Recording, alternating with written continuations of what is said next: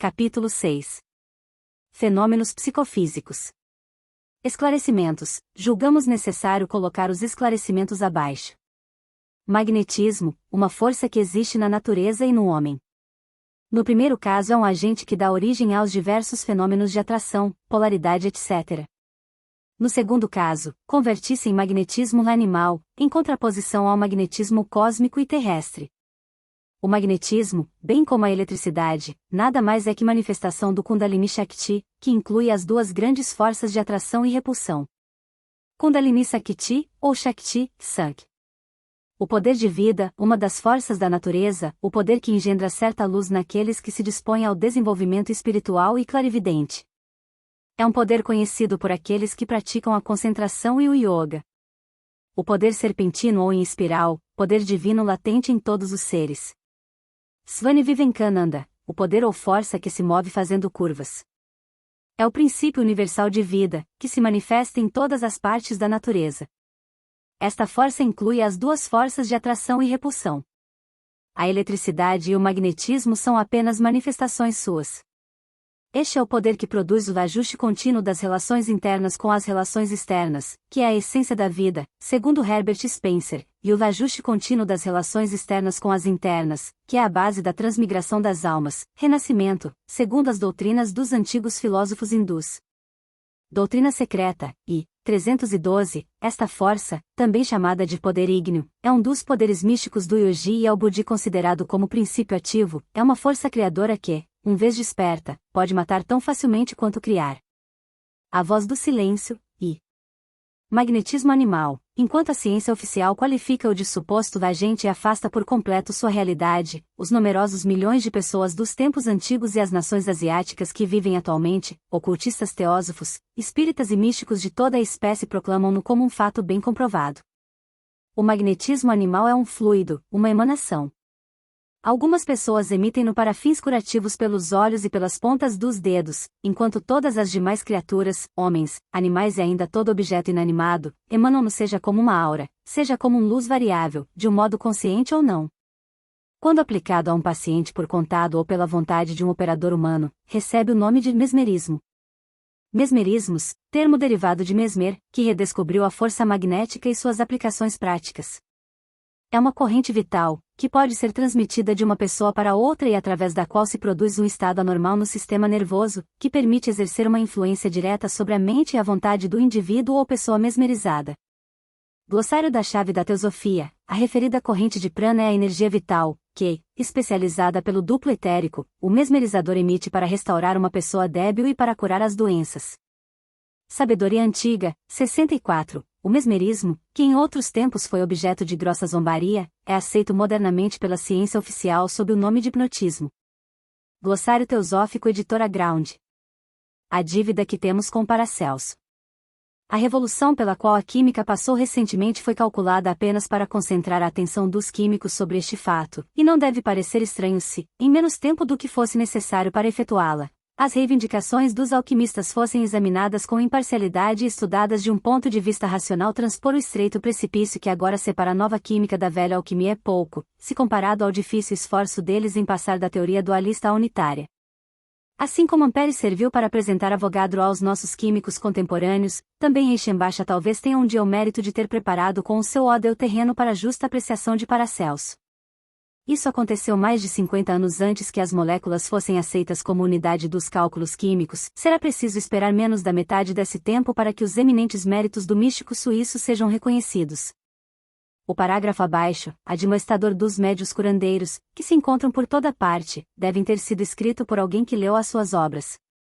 Deveis compreender, diz ele, que o imã é aquele espírito de vida, do homem, que o doente procura, pois ambos se unem com o caos exterior. E assim os homens sadios são infectados pelos doentes através da atração magnética. Mesmerismo, sua origem, acolhimentos e potencialidades.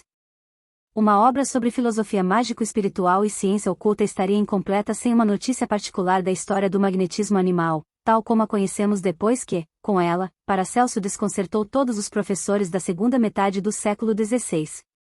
Examinaremos brevemente o seu aparecimento em Paris por ocasião da sua importação da Alemanha por Antônio Mesmer. Leiamos com cuidado e atenção os velhos papéis que agora se desfazem em pó na Academia de Ciência daquela capital, pois neles perceberemos que, depois de terem rejeitado uma almacada descoberta feita desde Galileu, os imortais chegaram ao cúmulo de voltar as costas ao magnetismo e ao mesmerismo. Fecharam voluntariamente as portas diante de si mesmos, as portas que levam aos maiores mistérios da natureza, que jazem nas regiões escuras tanto do mundo psíquico quanto do físico. O grande solvente universal, o Alcaest, estava ao seu alcance, e eles o deixaram passar despercebido, e agora, depois que quase 100 anos se pausaram, lemos a seguinte confissão. Ainda é verdade que, além dos limites da observação direta, a nossa ciência química não é infalível e que as nossas teorias e os nossos sistemas, embora todos possam conter um germe de verdade, estão submetidos a mudanças frequentes e são a miúde revolucionados. A doutrina de Paracelso. Seu estilo incompreensível, embora vívido, deve ser lido com os rolos de Ezequiel, por dentro e por fora. O perigo de propor teorias heterodoxas era grande naqueles dias, a igreja era poderosa e os feiticeiros eram queimados às dúzias. É por esta razão que Paracelso, Agripa e Eugênio Filaletes foram notáveis por suas declarações piedosas quanto famosos por suas descobertas de alquimia e magia. As opiniões completas de Paracelso sobre as propriedades ocultas do imã estão parcialmente explicadas no seu famoso livro, O Archidoxa, em que descreve a tintura maravilhosa, um medicamento extraído do imã e chamado Magisterium Magnetis, e parcialmente em Diente Dei e Diente Astrorum, livro 1º.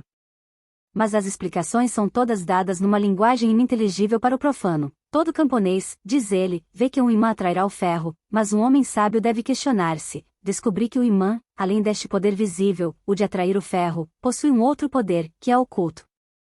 Ele demonstra, a seguir, que no homem reside escondida uma força sideral, que é uma emanação dos astros e dos corpos celestiais de que se compõe a forma espiritual do homem, o espírito astral.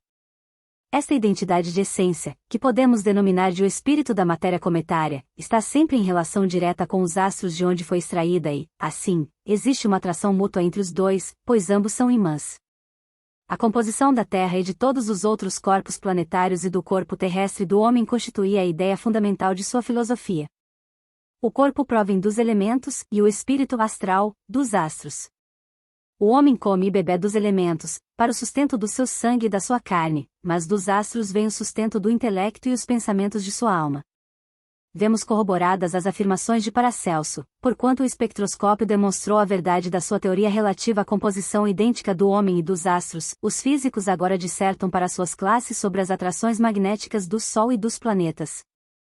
Dos elementos conhecidos que compõem o corpo do homem, já foram descobertos no Sol o hidrogênio, o sódio, o cálcio, o magnésio e o ferro, e nas centenas de astros observados, encontrou-se hidrogênio, exceto em 2. E eis que uma questão se apresenta muito naturalmente. Como chegou Paracelso a apresentar algo da composição dos astros quando, até um período recente, até a descoberta do espectroscópio, os constituintes dos corpos celestiais eram completamente desconhecidos dos nossos cultos acadêmicos? E mesmo hoje, apesar do telespectroscópio, ou telescópio, instrumento óptico destinado a observar objetos muito distantes, e de outros aperfeiçoamentos modernos muito importantes, tudo, exceto um pequeno número de elementos e uma cromosfera hipotética, ainda é um mistério nos astros. Podia Paracelso estar certo da natureza da hoste estrelar, a menos que tivesse meios dos quais a ciência nada sabe? Todavia, nada sabendo, ela nem mesmo pronunciou os nomes desses meios, que são a filosofia hermética e a alquimia. Devemos ter em mente, além disso, que Paracelso foi o descobridor do hidrogênio e que ele conhecia todas as suas propriedades e a sua composição muito tempo antes que quaisquer um dos acadêmicos ortodoxos suspeitasse de sua existência. Ele estudará astrologia e astronomia, como todos os filósofos do fogo, e, se ele afirmou que o homem está em afinidade direta com os astros, é porque sabia muito bem do que estava falando. A alimentação do corpo físico, e sua relação com a energia magnética. O ponto seguinte que os fisiologistas devem verificar é a sua proposição de que a alimentação do corpo se faz não só pelo estômago, mas também, imperceptivelmente, pela força magnética, que reside em toda a natureza e da qual todo indivíduo colhe para si o seu alimento específico.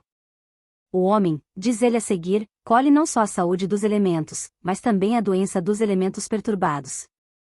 Os corpos vivos estão sujeitos às leis da afinidade química, como admite a ciência. A propriedade física mais notável dos tecidos orgânicos, de acordo com os fisiologistas, é a propriedade de absorção.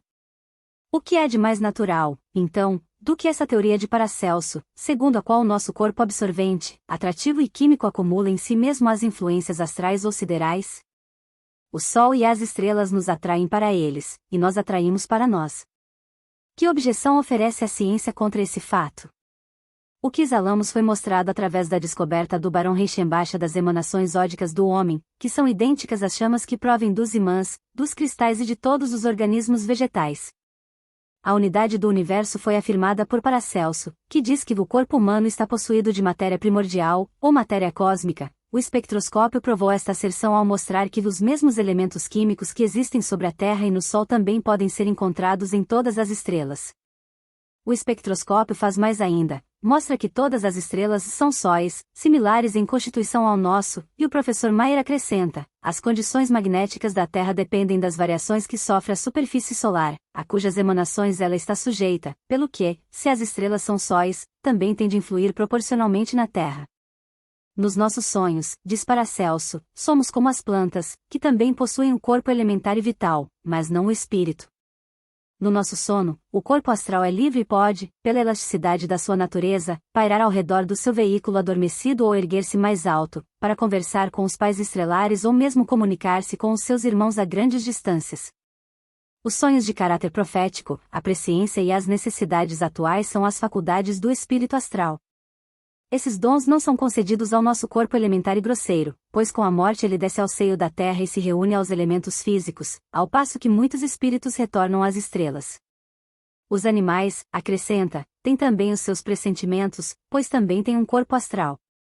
Van Helmont, que foi discípulo de Paracelso, diz a mesma coisa, embora suas teorias sobre o magnetismo sejam mais amplamente desenvolvidas e ainda mais cuidadosamente elaboradas.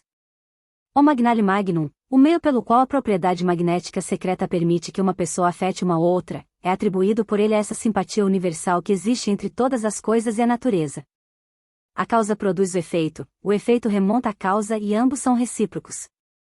O magnetismo, afirma ele, é uma propriedade desconhecida de natureza celestial, muito semelhante às estrelas e nunca impedida por quaisquer fronteiras de tempo ou de espaço. Toda criatura possui o seu próprio poder celestial e está estreitamente ligada ao céu. Este poder mágico do homem permanece latente no seu interior até que se atualiza no exterior. Essa sabedoria e poder mágico estão adormecidos, mas a sugestão os põe em atividade e aumenta à medida que se reprimem as tenebrosas paixões da carne. Isto consegue a arte cabalística, que devolve à alma aquela força mágica, mas natural, e a desperta do sono em que se achava sumida. Van Helmont e Paracelso reconhecem o grande poder da vontade durante os êxtases.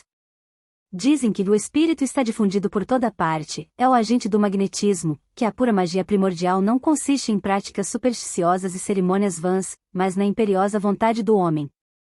Não são os espíritos do céu e do inferno que dominam a natureza física, mas, sim, a alma e o espírito que se ocultam no homem como o fogo na pederneira. A teoria da influência sideral sobre o homem foi enunciada por todos os filósofos medievais. Os astros consistem igualmente dos elementos dos corpos terrestres, diz Cornélio Agripa, e, por isso, as ideias se atraem reciprocamente. As influências só se exercem com o concurso do espírito, mas este espírito está difundido por todo o universo e está em concordância plena com os espíritos humanos. Quem quiser adquirir poderes sobrenaturais deve possuir fé, amor e esperança. Em todas as coisas há um poder secreto ocultado e daí provém os poderes miraculosos da magia. A doutrina de Mesmer. A doutrina de Mesmer era simplesmente uma reafirmação das doutrinas de Paracelso, Van Helmont, Santanelli e Maxwell, o escocês. Ele foi acusado de haver plagiado textos da obra de Bertrand e de enunciá-los como princípios seus. Em sua obra, o professor Stewart considera que nosso universo está composto de átomos conectados entre si como os órgãos de uma máquina acionada pelas leis da energia. O professor Yeomans chama isto uma doutrina moderna, mas encontramos entre as 27 proporções expressas por Mesmer, em 1775, justamente um século antes, em sua Lettre to Foreign Physician, as seguintes. 1. Existe uma influência mútua entre os corpos celestiais, a Terra e os corpos vivos. 2. Um fluido, universalmente disperso e contínuo, de maneira a não admitir vácuo, cuja sutileza está aquém de toda comparação e que, por sua própria natureza, é capaz de receber, propagar e comunicar todas as impressões de movimento, é o agente dessa influência. Parece, de acordo com essas afirmações, que a teoria não é tão nova. O professor Balfour Stewart diz: Devemos considerar o universo à luz de uma vasta máquina física. E Mesmer. 3. Esta ação recíproca está sujeita a leis mecânicas, não conhecidas até a presente data. O professor Mayer, reafirmando a doutrina de Gilbert segundo a qual a Terra é uma grande mã, observa que as variações misteriosas da intensidade da sua força parecem estar sujeitas às emanações do Sol, modificando-se com as aparentes revoluções diurnas e anuais daquele orbe pulsando em simpatia com as imensas ondas de fogo que se agitam na sua superfície. Ele fala da flutuação constante, do fluxo e do refluxo da influência diretiva da Terra. E Mesmer. 4. Desta ação resultam efeitos alternativos que podem ser considerados como um fluxo e um refluxo. 6. É por esta operação, a mais universal das que a natureza nos apresenta, que as relações de atividade ocorrem entre os corpos celestiais, a Terra e as suas partes constituintes. Há ainda duas outras cuja leitura interessaria aos nossos cientistas modernos. 7. As propriedades da matéria e do corpo organizado dependem desta operação. 8. O corpo animal experimenta os efeitos alternados desse agente, e é insinuando-se na substância dos nervos que ele os afeta imediatamente. Os experimentos de Mesmer foram bastante aperfeiçoados pelo Marquês de Puysegur, que dispensou completamente os aparelhos e efetuou curas notáveis entre os arrendatários da sua propriedade de Buzance. Dados a público, estes fatos fizeram com que muitos outros homens cultos experimentassem com semelhante êxito, e em 1825 Foissac propôs à Academia de Medicina a instituição de uma nova pesquisa. O que dizem a respeito do magnetismo como um remédio secreto foi dito muitas vezes pelos mais respeitáveis escritores sobre o moderno espiritismo, a saber, é tarefa da Academia estudá-lo, submetê-lo a provas, finalmente, retirar o seu uso e a sua prática das pessoas estranhas à arte, que abusam dos meios que ele fornece e fazem dele um objeto de lucro e especulação. O relatório inclui uma grande quantidade de fenômenos classificados em 3 parágrafos diferentes. Todavia, como esta obra não se dedica especialmente à ciência do mesmerismo, nos contentamos apenas com alguns breves extratos. Eles afirmam que nem o contato das mãos, as fricções, nem os passos são absolutamente necessários, pois que, em muitas ocasiões, a vontade e a fixidez do olhar foram suficientes para produzir fenômenos magnéticos, mesmo sem o conhecimento do magnetizado. Os fenômenos terapêuticos atestados dependem apenas do magnetismo e não são reproduzidos sem ele. O estado de sonambulismo existe e ocasiona o desenvolvimento de novas faculdades, que têm recebido o nome de clarividência, intuição e previsão interna. O sono, magnético, foi provocado sob circunstâncias em que os magnetizados não podiam ver e ignoravam completamente os meios empregados para produzi-lo. O magnetizador, tendo controlado seu paciente, pode pô-lo completamente em estado de sonambulismo, tirá-lo dele sem o seu conhecimento, para fora das suas vistas, a uma certa distância e por portas fechadas.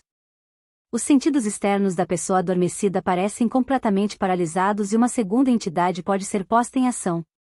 Na maior parte do tempo os pacientes são totalmente estranhos aos ruídos externos e inesperados produzidos perto dos seus ouvidos, tais como o som de vasilhas de cobre batidas com violência, a queda de qualquer objeto pesado, etc. Pode-se fazê-los respirar ácido hidroclorídrico ou amoníaco sem dano algum ou sem que se preocupem com eles. A comissão podia fazer cócegas nos seus pés e nas suas narinas, passar uma pena nos cantos dos olhos, beliscar a sua pele até produzir equimoses, picá-lo sob as unhas com alfinetes enterrados a uma profundidade considerável, sem o menor sinal de dor ou de consciência do fato. Em resumo, vimos uma pessoa insensível a uma das mais dolorosas cirurgias e cuja fisionomia, assim como o pulso e a respiração, não manifestou a mínima emoção.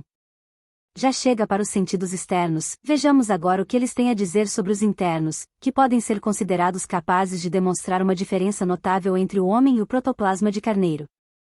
Enquanto estão em estado de sonambulismo, diz a comissão, as pessoas magnetizadas que observamos conservam o exercício das faculdades que possuem quando estão despertas. A sua memória parece até ser mais fiel e mais extensa. Vimos 2 sonâmbulos distinguirem, de olhos fechados, objetos colocados à sua frente e lhe disseram, sem as tocar, a cor e o valor de cartas, leram palavras traçadas com a mão, ou algumas linhas de livros abertos ao acaso. Este fenômeno ocorreu mesmo quando as suas pálpebras foram cuidadosamente fechadas com os dedos. Encontramos em 2 sonâmbulos o poder de antever atos mais ou menos complicados do organismo. Um deles anunciou com antecipação de muitos dias, não, de muitos meses, o dia, a hora e o minuto em que ataques epiléticos ocorreriam e reincidiriam, o outro declarou o momento da cura. As suas previsões realizaram-se com exatidão notável. psicometria, a luz astral, e a memória de Deus. Há cientistas e cientistas, e se as ciências ocultas sofrem, na instância do espiritismo moderno, da malignidade de uma classe, elas tiveram, não obstante, os seus defensores em todos os tempos entre os homens cujos nomes derramaram luzes sobre a própria ciência. No primeiro posto está Isaac Newton, a luz da ciência, que acreditava plenamente no magnetismo tal como for ensinado por Paracelso, Van Helmont e os filósofos do fogo em geral. Ninguém ousará negar que a sua doutrina do espaço e da atração universal é tão só uma teoria do magnetismo. Se as suas próprias palavras significam alguma coisa, elas querem dizer que ele baseou todas as suas especulações na alma do mundo, o grande agente universal e magnético que ele chamava de Divine Sensorium. Aqui, diz ele, trata-se de um espírito muito sutil que penetra tudo, mesmo os corpos mais duros, e que está oculto na sua substância. Pela força e pela atividade desse espírito, os corpos se atraem uns aos outros e se mantêm juntos quando colocados em contato. Através dele, os corpos elétricos operam à distância mais remota, tanto quanto se estivessem próximos, atraindo-se e repelindo-se. Por este espírito a luz também flui e é refratada e refletida, e aquece os corpos. Todos os sentidos por esse espírito e por ele os animais movem os seus membros.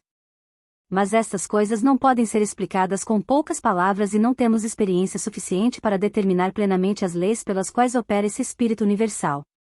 Há duas espécies de magnetização, a primeira é puramente animal, a outra é transcendente e depende da vontade e do conhecimento do mesmerizador, assim como do grau de espiritualidade do paciente e da sua capacidade de receber as impressões da luz astral. Deve-se observar aqui a clarividência depende muito mais da primeira animal do que da segunda, transcendente. O paciente mais positivo se submeterá ao poder de um adepto, como o do potete. Se a sua opinião estiver convenientemente dirigida pelo mesmerizador, pelo mago ou pelo espírito, a luz astral deverá liberar ao nosso escrutínio os registros mais secretos, pois, se ela é um livro que sempre está fechado àqueles que veem e nada percebem, por outro lado está sempre aberto àquele que quer vê-lo aberto. Ele guarda um registro inalterado de tudo o que foi, que é ou que será. Os mínimos atos de nossas vidas estão impressos nele e mesmo os nossos pensamentos estão fotografados em suas páginas eternas. É o livro que vemos aberto pelo anjo do Apocalipse, que é o livro da vida e é por ele que os mortos são julgados de acordo com as suas obras. Ele é, em suma, a memória de Deus. Os oráculos afirmam que a impressão dos caracteres e de outras visões divinas aparece no éter. Nele, as coisas sem figura estão figuradas, diz um fragmento antigo dos oráculos de Zoroastro. Assim, tanto a antiga quanto a moderna sabedoria, vaticínio e ciência, concordam na corroboração das asserções cabalísticas. É nas páginas indeléveis da luz astral que são estampadas as impressões de todo pensamento que pensamos e de todo ato que realizamos, e os eventos futuros, efeitos de causas há muito esquecidas, já estão ali delineados como uma pintura vívida que o olho do vidente e do profeta podem ver. A memória, o despertar do materialista, o enigma do psicólogo, a esfinge da ciência, é, para o estudioso das filosofias antigas, apenas um nome que designa o poder que o homem exerce inconscientemente e que partilha com muitos dos animais inferiores, de olhar com a visão interior para a luz astral e de ver aí as imagens das sensações e dos incidentes do passado. Em vez de procurar os gânglios cerebrais para as micrografias dos vivos e dos mortos e de lugares que já visitamos, de incidentes de que já participamos, eles se dirigiram ao vasto repositório em que os registros da vida de todo homem, assim como de toda a pulsação do cosmo visível, estão armazenadas para toda a eternidade. O clarão da memória, que se supõe tradicionalmente mostrar ao homem submerso todas as cenas há muito esquecidas da sua vida mortal, como a paisagem é revelada ao viajante por intermitentes clarões de relâmpago, é apenas um vislumbre repentino que a alma combatente lança nas galerias silenciosas em que a sua história está pintada em cores imperecíveis. O fato bastante conhecido, corroborado pela experiência pessoal de 9 entre 10 pessoas, de que frequentemente reconhecemos como familiares cenas e paisagens e conversas que vemos ou ouvimos pela primeira vez, e às vezes em lugares aos quais nunca fomos antes, é um resultado das mesmas causas. Os que acreditam na reencarnação invocam esse fato como uma prova adicional de nossa existência anterior em outros corpos. Este reconhecimento de homens, lugares e coisas que nunca vimos é atribuído por eles a clarões da memória anímica de experiências anteriores. Mas os homens de antanho, como os filósofos medievais, difundiram energicamente uma opinião contrária. Eles afirmaram que, embora este fenômeno psicológico fosse um dos maiores argumentos a favor da imortalidade e também da preexistência da alma, sendo esta última dotada de uma memória individual separada do nosso corpo físico, ele não se constitui em prova da reencarnação. Como Eliphas Levi expressa muito bem, a natureza fecha a porta depois que cada coisa passa e leva a vida à frente em formas mais perfeitas. A crisálida transforma-se em borboleta, esta nunca se transforma novamente numa larva. Na calma das horas noturnas, quando os nossos sentidos corporais estão tolhidos pelo sono e o nosso físico repousa, a forma astral torna-se livre. Ela então se esvai para fora de sua prisão terrena e, segundo a expressão de Paracelso, confabula com o mundo exterior e viaja pelos mundos visíveis e invisíveis. No sono, diz ele, o corpo astral, alma, está liberto dos seus movimentos, então ele voa para os seus pais e conversa com as estrelas. Os sonhos, os presságios, a presciência, os prognósticos e os pressentimentos são impressões deixadas por nosso corpo astral em nosso cérebro, que os recebe mais ou menos distintamente, de acordo com a intensidade de sangue que lhe é fornecido durante as horas de sono. Quanto mais débil esteja o corpo físico, mais vívida será a memória anímica e maior liberdade gozará o espírito. Depois de profundo e repousado sono sem sonhos, o homem retorna ao estado de vigília, não conserva nenhuma recordação de sua existência noturna e, contudo, em seu cérebro, estão gravadas, embora latentes sob a pressão da matéria, as cenas e paisagens durante sua peregrinação no corpo astral. Estas imagens latentes podem ser reveladas pelos relâmpagos da memória anímica que estabelecem momentos intercâmbios de energia entre o universo visível e o invisível, isto é, entre os gânglios micrográficos cerebrais e as moléculas cenográficas da luz astral. E um homem que sabe que nunca visitou em corpo, nem viu a paisagem e a pessoa que ele reconhece, pode afirmar que os viu e os conhece, pois esse conhecimento foi travado durante uma dessas viagens em espírito. A isso os filósofos fazem apenas uma objeção. Responderão que no sono natural, perfeito e profundo, a metade da nossa natureza, que é volitiva, está em condição de inércia, em consequência, é incapaz de viajar, tanto mais a existência de um tal corpo ou alma astral individual é considerada por eles um pouco menos do que um mito poético. Ninguém, por grosseiro e material que seja, pode evitar o fato de levar uma existência dupla, uma no universo visível, outra no invisível. O princípio vital que anima sua constituição física está principalmente no corpo astral, e enquanto suas partículas densas ficam inertes, as mais sutis não conhecem limites nem obstáculos. Estamos perfeitamente conscientes de que muitos eruditos, e também ignorantes, se erguerão contra essa teoria da distribuição do princípio vital. Eles prefeririam continuar na ignorância bem-aventurada e confessar que ninguém sabe nem pode pretender dizer de onde vem esse agente misterioso e para onde ele vai ao invés de conceder um momento de atenção àquilo que consideram como teorias antigas e desacreditadas. Alguns, colocando-se no terreno da teologia, podem objetar que os brutos cegos não possuem almas imortais e, em consequência, não têm espíritos astrais, pois os teólogos, como os leigos, vivem sob a errônea impressão de que alma e espírito são uma e a mesma coisa. Mas se estudarmos Platão e outros filósofos da antiguidade, poderemos perceber perfeitamente que, enquanto a alma irracional, com que Platão designa o nosso corpo astral, ou a representação mais etérea do nosso ser, pode ter no melhor dos casos apenas uma continuidade de existência mais ou menos prolongada além túmulo, o espírito divino, erroneamente chamado de alma pela Igreja, é imortal por sua própria essência. Qualquer erudito hebraico apreciará prontamente a distinção que existe entre as palavras rua e nefesh. Se o princípio vital é algo isolado do espírito astral e não está de maneira alguma ligado a ele, como é que pode dizer que a intensidade dos poderes clarividentes depende tanto da prostração corporal do paciente? Quanto mais profundo é o sonho hipnótico e menos sinais de vida se notem no corpo físico, mais claras se tornam as percepções espirituais e mais penetrantes as visões da alma, que, desprendida dos sentidos corporais, atua com muito mais potência do que quando ele serve de veículo num corpo forte e sadio. Brière de Boismont fornece exemplos repetidos desse fato. Os órgãos da visão, do olfato, do paladar, do tato e da audição provaram tornar-se mais perfeitos num paciente mesmerizado privado da possibilidade de exercê-los corporalmente do que quando os utiliza em seu estado normal. Estes fenômenos provam incontestavelmente a continuidade da vida, pelo menos por um certo período depois de morto o corpo físico. Mas, embora durante a sua breve permanência na Terra a nossa alma possa ser comparada a uma luz ocultada num alqueire, ela não deixa de brilhar por isso e de receber a influência de espíritos afins, de modo que todo pensamento bom ou mau atrai vibrações da mesma natureza tão irresistivelmente quanto o imã atrai as limalhas de ferro. Esta atração é proporcional também à intensidade com que o impulso do pensamento se faz sentir no éter. Assim se pode compreender como alguém se imponha com tanta força em sua época, que sua influência pode ser transmitida, através de correntes de energia que estão sempre em intercâmbio entre os dois mundos, o visível e o invisível, de era em era, até chegar a afetar porção da humanidade. Um dos descobrimentos mais interessantes dos tempos modernos é a faculdade que permite a uma certa classe de sensitivos receber, de qualquer objeto colocado em suas mãos ou aplicado sobre sua testa, impressões do caráter ou da aparência do indivíduo ou de qualquer objeto com que ele esteve anteriormente em contato.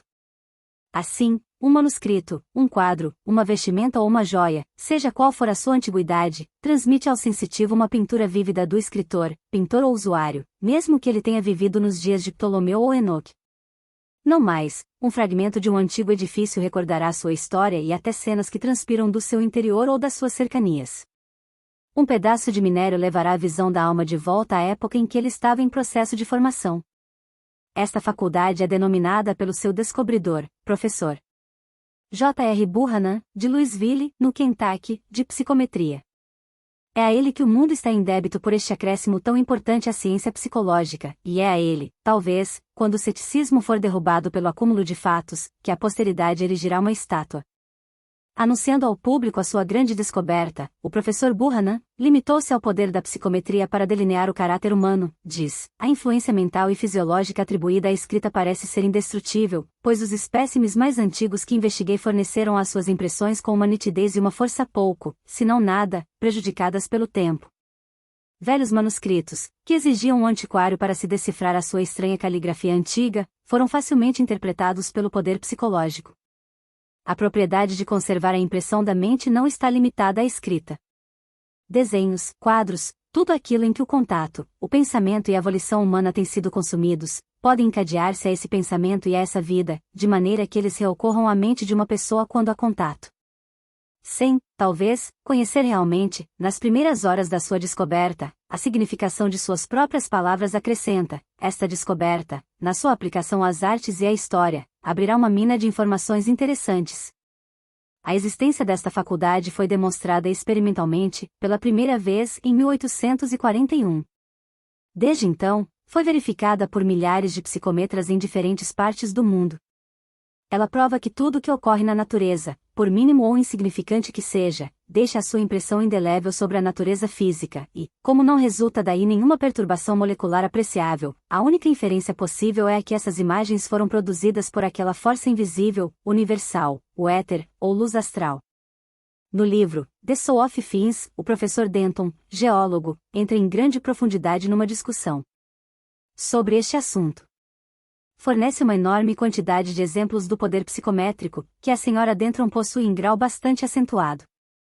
Um fragmento da casa de Cícero, em Túsculo, permitiu-lhe descrever, sem a mínima informação sobre a natureza do objeto colocado à sua frente, não só a vizinhança do grande orador, mas também o morador anterior do edifício, Cornélio Sulla Félix, ou, como era usualmente chamado, Sulla, o ditador. Um fragmento de mármore da antiga igreja cristã de Esmirna fez surgir diante dela sua congregação e os sacerdotes oficiantes. Espécimes de Nínive, da China, de Jerusalém, da Grécia, do Arara e de outros lugares do mundo trouxeram à baila cenas da vida de várias personagens cujas cinzas desapareceram há milhares de anos. Em muitos casos o professor Denton verificou as afirmações com o auxílio de registros históricos.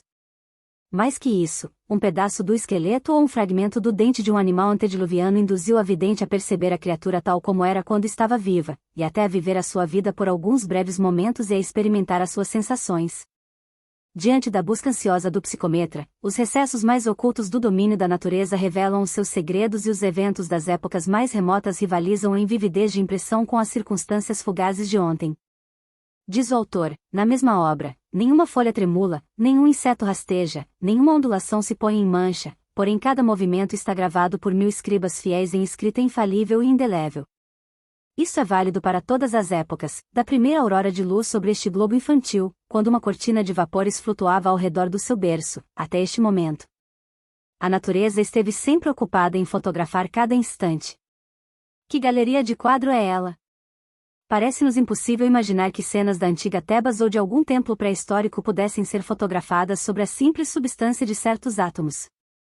As imagens dos eventos estão incrustadas naquele agente universal, que tudo penetra, que tudo conserva e que os filósofos chamam de a alma do mundo, e o Sr. Denton, de a alma das coisas. O psicometra, aplicando o fragmento de uma substância à sua fronte, coloca o seu eu interior em relação com a alma interior do objeto que ele toca. Admite-se agora que o éter universal penetra todas as coisas na natureza, mesmo a mais sólida. Começa-se a admitir que ele preserva as imagens de todas as coisas que dele transpiram.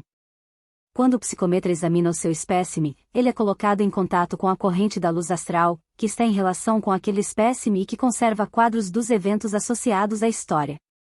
Estas cenas, de acordo com Dentron, desfilam diante dos seus olhos com a velocidade da luz. As cenas sucedem tão rapidamente umas às outras, que só pelo exercício supremo da vontade é ele capaz de reter uma delas no campo de sua visão durante um tempo suficiente para descrever. O psicometra é clarividente e isto é, ele vê com o olho interior.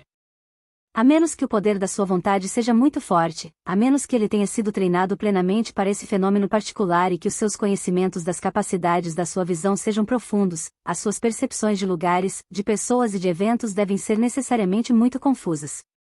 Mas no caso da mesmerização, em que esta mesma faculdade clarividente se desenvolveu, o operador, cuja vontade mantém a do paciente sob controle, pode forçá-la a concentrar a sua atração sobre um determinado quadro durante o tempo suficiente para observar todos os seus detalhes minuciosos.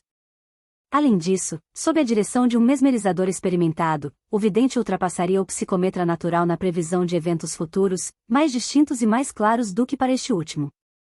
E aqueles que poderiam objetar contra a possibilidade de se perceber aquilo que ainda não é, podemos fazer a seguinte pergunta: por que é mais impossível ver aquilo que será do que trazer de volta à visão aquilo que se foi e não existe mais? Segundo a doutrina cabalística, o futuro existe na luz astral em embrião, como o presente existiu em embrião no passado. Ao passo que o homem é livre para agir como lhe agrada, a maneira pela qual eu desejo agir foi prevista há muito tempo, não no terreno do fatalismo ou do destino, mas simplesmente no princípio da harmonia universal, imutável, e, da mesma maneira, pode-se saber de antemão que, quando uma nota é tangida, as suas vibrações não serão e não poderão ser modificadas para as vibrações de uma outra nota.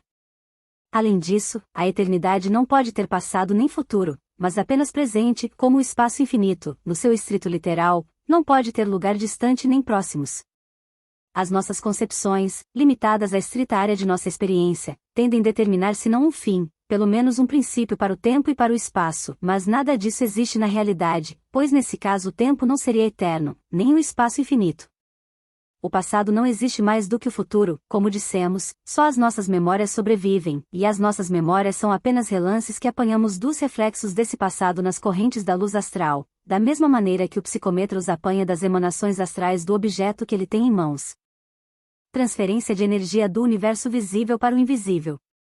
Por conseguinte, quando Van Helmont nos conta que, embora uma parte homogênea da Terra elementar possa ser artificialmente convertida em água, ainda que ele negue que a mesma coisa possa ser feita pela natureza, pois nenhum agente natural é capaz de transmutar um elemento em outro, fornecendo como razão o fato de os elementos permaneceram sempre os mesmos, devemos acreditar que ele é, se não um ignorante, pelo menos um aluno atrasado da embolorada filosofia grega antiga. Vivendo e morrendo em bem-aventurada ignorância das futuras 63 substâncias, o que é que ele ou seu amigo mestre Paracelso poderiam ter feito? Nada, naturalmente, a não ser especulações metafísicas e malucas, vestidas no jargão ininteligível comum a todos os alquimistas medievais e antigos. Não obstante, comparando-se as notas, encontramos a seguinte na mais recente de todas as obras sobre química moderna. O estudo de química revelou uma notável classe de substâncias, de algumas das quais não se pôde extrair por um processo químico uma segunda substância qualquer que pese menos do que a substância original. Por nenhum processo químico podemos obter do ferro uma substância que pese menos do que o metal usado na sua produção. Numa palavra, nada podemos extrair do ferro a não ser ferro. Além disso, parece, de acordo com o professor Koch, que há 75 anos atrás os homens não sabiam que havia alguma diferença entre substâncias elementares e compostas, pois nos tempos antigos os alquimistas nunca haviam compreendido que o peso é a medida do material e que, depois de medido, todo o material fica ao alcance da compreensão, mas, ao contrário, imaginaram que, em experimentos como esses, as substâncias envolvidas sofressem uma transformação misteriosa, séculos, em suma, foram gastos em vãs tentativas de transformar em ouro os metais mais vis. Aprendemos, com as suas próprias indicações, que o alcaeste induz as seguintes modificações. 1. O alcaeste nunca destrói as virtudes seminais dos corpos dissolvidos, por exemplo, o ouro, por sua ação, é reduzido a sal de ouro, o antimônio em sal de antimônio, etc., das mesmas virtudes seminais ou caracteres da matéria concreta original. 2. A substância exposta à sua operação é convertida em seus três princípios, sal, sulfuro e mercúrio, e, depois transformada em água clara. 3. tudo que ele dissolve pode tornar-se volátil por um banho de areia quente e, se depois de o solvente se volatilizar, for submetido à destilação, o corpo permanece puro, sob a forma de água insípida, mas sempre igual em quantidade à original. Mais adiante, constatamos que Valmont, o velho, diz que este sal dissolve os corpos mais indóceis em substâncias das mesmas virtudes seminais, iguais em peso à matéria dissolvida e, ele acrescenta, este sal, que Paracelso indicou muitas vezes com a expressão sal circulatum, perde toda a sua fixidez e, a longo prazo, torna-se uma água insípida, igual em quantidade ao sal de que foi feita. O professor Texter e Hunt diz em uma de suas conferências, os alquimistas procuram em vão um solvente universal, mas sabemos agora que a água, auxiliada em alguns casos pelo calor, pela pressão e pela presença de certas substâncias largamente difundidas, tais como o ácido carbônico e os carbonos de sulfatos alcalinos, dissolverá os corpos mais insolúveis de maneira que ela poderia, afinal, ser considerada como o KS ou menstro universal tão procurado. Isso se lê como uma paráfrase de Valmont ou do próprio Paracelso. Eles conheciam as propriedades da água como solvente tanto quanto os químicos modernos e nem por isso ocultavam o fato, o que mostra que não era este o seu solvente universal. Uma coisa que talvez contribua para salvar luzes sobre a questão, é observar que Valmont, assim como Paracelso, consideraram a água como um instrumento agente universal da química e da filosofia natural, e a terra, como a base imutável de todas as coisas, que o fogo foi considerado como a causa suficiente de todas as coisas, que as impressões seminais foram alojadas no mecanismo da terra, que a água, por dissolver essa terra e fermentar com essa terra, como faz por meio do calor, produz todas as coisas, daí provieram originalmente os reinos animal, vegetal e mineral. Os alquimistas conheciam perfeitamente essa potência universal da água. Nas obras de Paracelso, Valmont, Filaletes, Taquênio e até de Boyle da grande característica do alcaeste, a de dissolver e modificar todos os corpos sublunares, dos quais se excetua apenas a água, é afirmada explicitamente. E é possível acreditar que Valmont, cujo caráter privado era inatacável e seu grande saber era reconhecido universalmente, tivesse solenemente declarado que estava de posse do segredo, se este não fosse apenas uma gabolice inútil. As experiências de Crookes. No Researches in the Phenomena of Spiritualis do Sr. Crookes, AP 101, este cavalheiro cita Sergian Crookes que, após ter dado a esta força o qualificativo de psíquica, explica-a nos seguintes termos: como o organismo é movido e dirigido em sua estrutura por uma força que é ou não é dirigida pela alma, pelo espírito ou pela mente, que constitui o ser individual que chamamos de homem, é igualmente razoável a conclusão de que a força que causa os movimentos que estão fora dos limites dos corpos é a mesma força que produz o movimento dentro dos limites do corpo. E da mesma maneira que a força externa é frequentemente dirigida pela inteligência, é igualmente razoável a conclusão de que a inteligência diretora da força externa seja a mesma inteligência que dirige internamente a força. A fim de compreender melhor essa teoria, poderíamos dividi-la em 4 proposições e mostrar que Sergian Crookes acredita. 1. Que a força que produz os fenômenos físicos precede do médium, consequentemente, é gerada nele. 2. Que a inteligência que dirige a força para a produção dos fenômenos, pode às vezes ser outra que não a inteligência do médium, mas a prova desse fato é insuficiente, portanto, b. A inteligência diretora é provavelmente a do próprio médium. A isto o Sr. Crookes chama de conclusão razoável. 3. Que a força que move a mesa é idêntica à força que move o próprio corpo do médium. 4. Ele combate energicamente a teoria, ou antes a asserção, espiritista de que os espíritos dos mortos são os únicos agentes na produção de todos os fenômenos. Antes de continuarmos nossa análise dessas opiniões, devemos lembrar ao leitor que nos achamos entre 2 opostos extremos representados por 2 facções, os crentes e os descrentes nessa ação dos espíritos humanos. Nenhuma delas parece ser capaz de decidir a questão levantada pelo Sr. Crookes, pois enquanto os espiritistas são tão onívoros em sua credulidade, chegando a acreditar que todo som e todo movimento num círculo deve ser produzido por seres humanos desencarnados, os seus antagonistas negam dogmaticamente que algo possa ser produzido por espíritos, pois eles não existem. Em consequência, nenhuma facção está em posição de examinar este assunto com a serenidade que sua importância requer. Se eles consideram que a força que produz movimento dentro do corpo e aquela que causa o movimento fora dos limites do corpo têm a mesma essência, eles podem estar certos. Mas a identidade dessas 2 forças acaba aí. O princípio vital que anima o corpo do Sr. Crookes é da mesma natureza que o do seu médium, não obstante, ele não é o médium, nem este é o Sr. Crookes. Essa força, que, para agradarmos tanto ao Sr. Crookes quanto ao Sr. Crookes, podemos chamar de psíquica ou de qualquer outra coisa, procede por meio do médium individual, e não a partir dele. Se procedesse dele, esta força seria gerada no médium e podemos mostrar que não é isso que acontece, nem nos exemplos de levitação de corpos humanos, de movimentação de móveis e de outros objetos sem contato, nem naqueles casos em que a força apresenta razão e inteligência. É bastante conhecido dos médiuns e dos espíritas o fato de que quando mais passivo forem os primeiros, melhores serão as manifestações, e de que cada um dos fenômenos mencionados acima requer uma vontade consciente pré-determinada. Em casos de levitação, deveríamos acreditar que essa força autogerada elevaria do solo a massa inerte, dirigi-la-ia pelo ar e a recolocaria no solo, evitando obstáculos e, em consequência, apresentando inteligência, agindo automaticamente, permanecendo o médium passivo durante todo o tempo. Se as coisas se passassem dessa maneira, o médium seria um mago consciente e toda a pretensão de ser um instrumento passivo nas mãos de inteligências invisíveis seria inútil. Da mesma maneira, seria um absurdo mecânico considerar que uma quantidade de vapor suficiente para encher, sem estourar, uma chaleira, ergueria a chaleira, ou um jarro de Leyden, cheio de eletricidade, seria movido de lugar. Todas as analogias parecem indicar que a força que opera na presença de um médium sobre objetos externos procede de uma fonte estranha ao próprio médium. Poderíamos compará-la ao hidrogênio que triunfa da inércia do balão. O gás, sob o controle de uma inteligência, é acumulável no recipiente em volume suficiente para ultrapassar a atração de sua massa combinada. Analogamente produz a força psíquica os fenômenos de levitação, e embora seja de natureza idêntica à matéria astral do médium, não é a sua mesma matéria astral, pois este permanece durante todo o tempo numa espécie de torpor catalético, se é um autêntico médium. Portanto, o primeiro extremo da hipótese de Cox é errôneo, porque se baseia numa hipótese mecanicamente indefensável.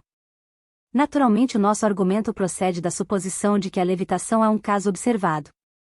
A teoria da força psíquica, para ser perfeita, deve explicar todos os movimentos visíveis, em substâncias sólidas e entre estes está a levitação. Quanto ao seu segundo extremo, negamos que não haja prova suficiente de que a força que produz os fenômenos seja às vezes dirigida por inteligências outras que não a do médium. Ao contrário, há uma tal abundância de testemunhos para mostrar que, na maioria dos casos, nenhuma influência exerce a mente do médium nos fenômenos, pelo qual não pode passar sem reparos a temerária afirmação de Cox neste ponto. Consideramos igualmente lógica a sua terceira proposição, pois se o corpo do médium não for o gerador mas apenas o canal da força que produz o fenômeno, uma questão sobre a qual as pesquisas do Sr. Cox não lançam nenhuma luz, então não decorre que, porque a alma, o espírito ou a mente do médium dirige o organismo do médium, é a alma, o espírito ou a mente que levanta uma cadeira ou dá golpes correspondentes às letras do alfabeto. Quando a quarta proporção, isto é, a de que os espíritos dos mortos são os únicos agentes na produção de todos os fenômenos, não sentimos necessidade de nos ocuparmos dela neste momento, pois a natureza dos espíritos que produzem manifestações mediúnicas é tratada externamente em outros capítulos. A alma astral um centro de força. Os filósofos, especialmente os iniciados nos mistérios, sustentavam que a alma astral é o incoercível duplicado do corpo denso, o perispírito dos espíritos kardecista, ou a forma espírito dos não reencarnacionistas. Sobre esse duplicado ou molde interno, iluminando-a tal como o cálido raio do sol ilumina a terra, frutificando o germe e trazendo-o para a visualização espiritual das qualidades latentes que nele dormem, paira o espírito divino.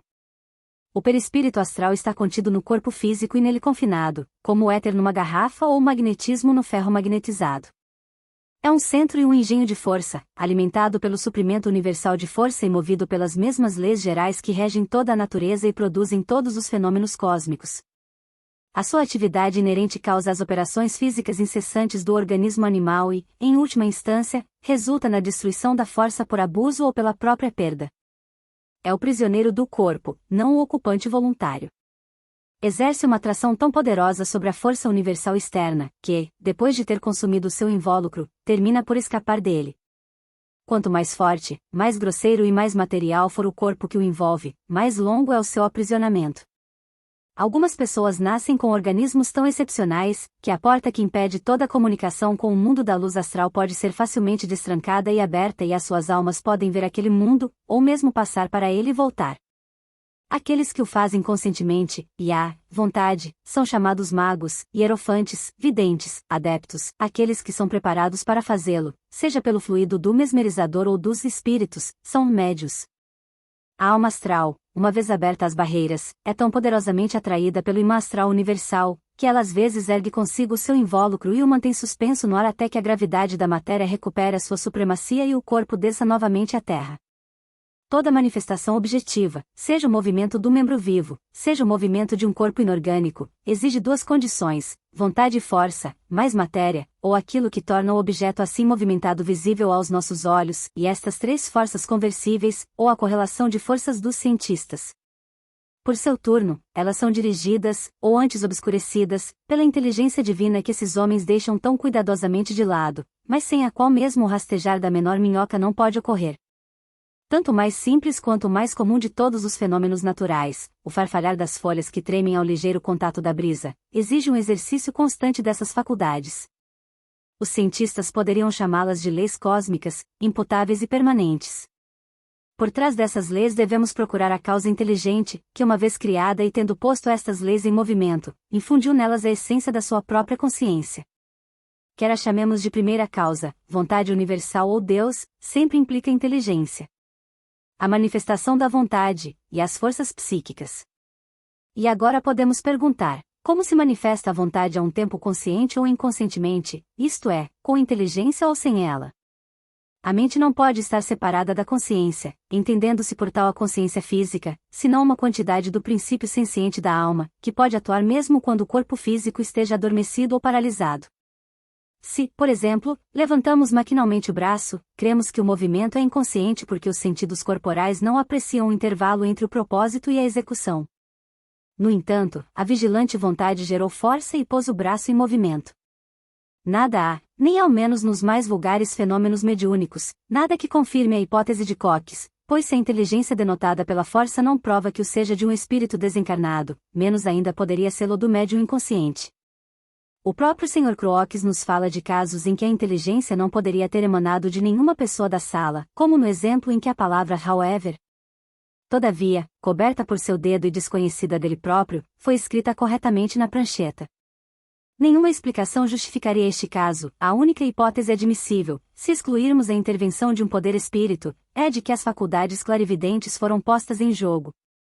Mas os cientistas negam a clarividência, e se, para escapar da alternativa importuna de atribuir os fenômenos a uma fonte espiritual, eles admitirem o fato da clarividência, então ela os obriga a aceitar a explicação cabalística do que seja esta faculdade, ou então a cumprir a tarefa até agora impraticável de elaborar uma nova teoria que se adapte aos fatos. Como dissemos anteriormente, a força psíquica moderna e os fluidos oraculares antigos, terrestres ou siderais, são idênticos em essência, simplesmente uma força cega. Assim é o ar.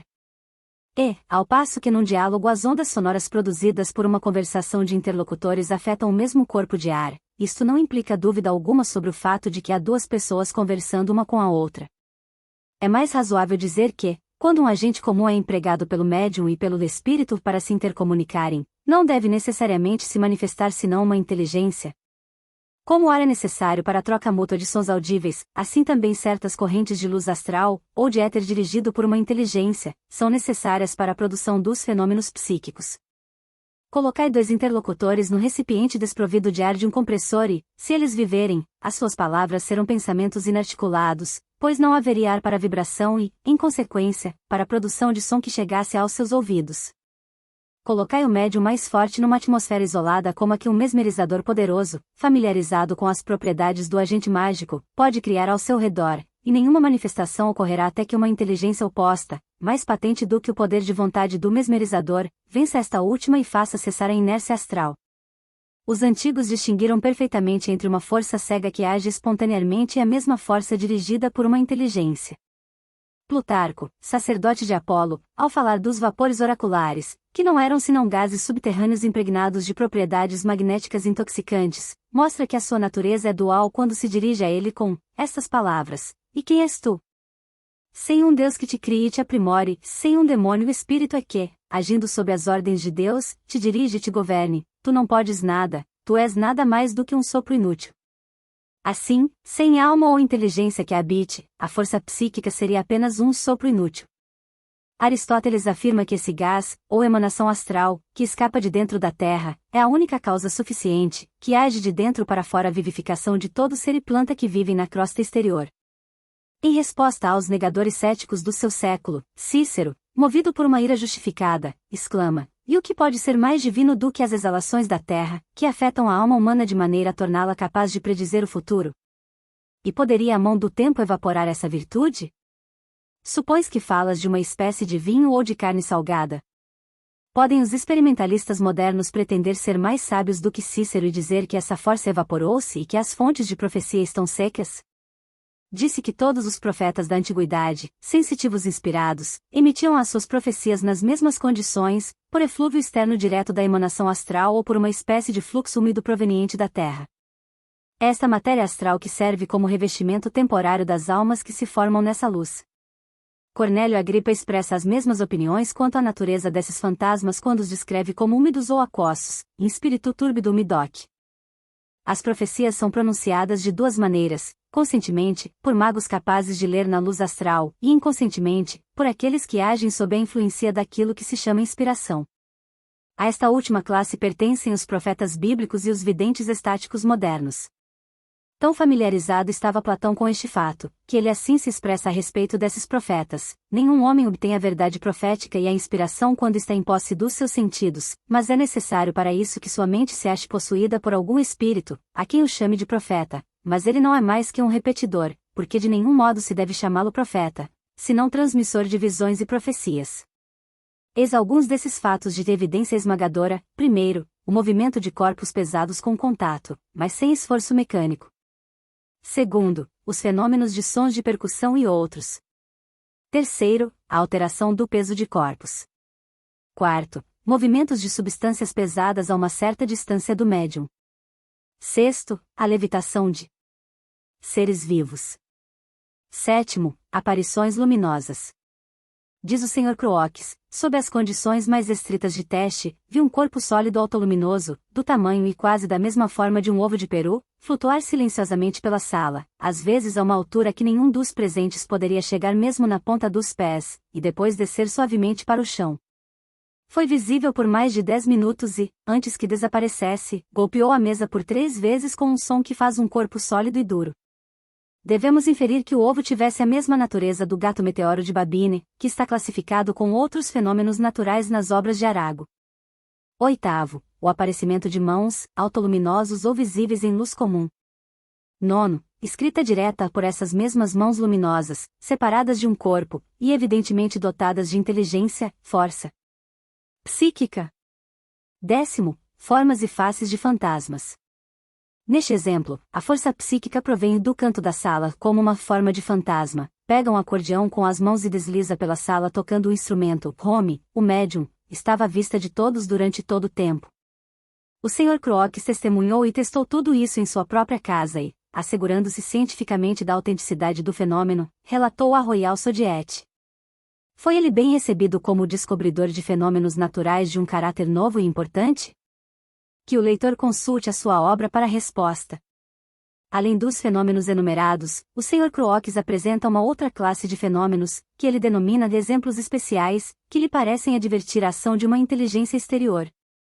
Eu estava, diz o Sr. Crookes, com a senhorita Fox quando ela escrevia uma mensagem automaticamente para uma pessoa presente, enquanto uma mensagem para outra pessoa, sobre outro assunto, estava sendo dada alfabeticamente por meio de batidas e, durante todo o tempo, ela conversava tranquilamente com uma terceira pessoa sobre um assunto totalmente diferente dos dois outros. Durante uma sessão em que o médium era Home, uma pequena régua se moveu em minha direção, em plena luz, e me transmitiu uma mensagem por meio de batidas na minha mão, eu repetindo o alfabeto, e a régua tocando a minha mão quando eu enunciava a letra correta, a uma certa distância das mãos do Sr. Home. A mesma régua, a pedido do Sr. Crookes, transmitiu-lhe uma mensagem telegráfica através do código Morse, por meio de batidas na minha mão. O código Morse era totalmente desconhecido dos presentes e apenas parcialmente conhecido pelo Sr. Crookes, e ela, acrescenta o Sr. Crookes, me convenceu de que havia um bom operador Morse do outro lado da linha, seja lá onde for isso. Seria impertinente neste caso sugerir que o Sr. procurasse o seu operador no seu domínio privado, a terra psíquica. Mas a mesma ripa fez mais e melhor. Em plena luz, na sala do Sr. Crookes, foi solicitada a ela uma mensagem, um lápis e algumas folhas de papel foram colocados no centro da mesa. Um instante depois, o lápis ficou em pé e, depois de ter avançado com movimentos hesitantes para o papel, caiu. ergue-se e tombou novamente. Após 3 tentativas infrutíferas, uma pequena régua, o operador Morse, que estava repousando sobre a mesa, deslizou para perto do lápis e ergueu-se a alguns centímetros da mesa. O lápis ergueu-se novamente, apoiando-se à régua. Tentaram os dois juntos escrever sobre o papel. Ele caiu e uma nova tentativa foi feita.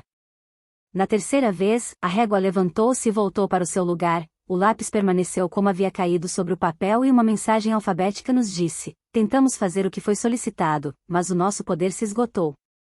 A palavra nosso, que indica os esforços inteligentes da amistosa régua e lápis, fez-nos pensar que havia 2 forças psíquicas presentes. Em tudo isso, há alguma prova de que o agente diretor fosse da inteligência do médium? Não há, ao contrário, uma indicação de que os movimentos da régua e do lápis eram dirigidos por espíritos dos mortos, ou pelo menos pelos espíritos de alguma outra entidades inteligentes inobservadas? Com certeza, a palavra magnetismo explica neste caso tão pouco quanto a expressão força psíquica. Entretanto, é mais razoável utilizar a primeira e não a segunda, quando mais não fosse pelo simples fato de que o magnetismo ou mesmerismo transcendente produz fenômenos idênticos, quanto aos efeitos, àqueles produzidos pelo espiritismo. O fenômeno do círculo encantado do Barão do Potete e Regazzoni é tão contrário às leis aceitas da fisiologia quanto a elevação de uma mesa sem contato é às leis da fisiologia natural. Assim como homens fortes frequentemente consideram impossível levantar uma pequena mesa que pesava alguns quilos e a reduziram a pedaços nas suas tentativas de erguê-la, assim também uma dúzia de experimentadores, entre os quais às vezes figuravam acadêmicos, foram absolutamente incapazes de atravessar uma linha traçada com giz no chão por do Potete. Numa ocasião, um general russo, bastante conhecido pelo seu ceticismo, insistiu, até cair no chão com convulsões violentas. Neste caso, o fluido magnético que se opôs a tal resistência foi a força psíquica do Sr. Cox, que dotou as mesas de um peso extraordinário e sobrenatural. Se produzem os mesmos efeitos psicológicos e fisiológicos, existem boas razões para se acreditar que eles sejam mais ou menos idênticos. Não achamos que nossa dedução possa dar margem a alguma objeção. Além disso, mesmo que os fatos fossem negados, não há razão para que não existissem. Numa certa época, todas as academias da cristandade concordaram em negar que havia montanhas na Lua, e houve uma certa época em que, se alguém tivesse a temeridade de afirmar que havia vida tanto nas regiões superiores da atmosfera quanto nas profundezas insondáveis do oceano, ele seria tratado como louco ou ignorante. O diabo afirma, então, deve ser mentira. Costuma dizer o piedoso Abade Almignana, numa discussão com uma mesa espiritualizada. Logo poderemos parafraseá-lo e dizer: os cientistas negam, então deve ser verdade.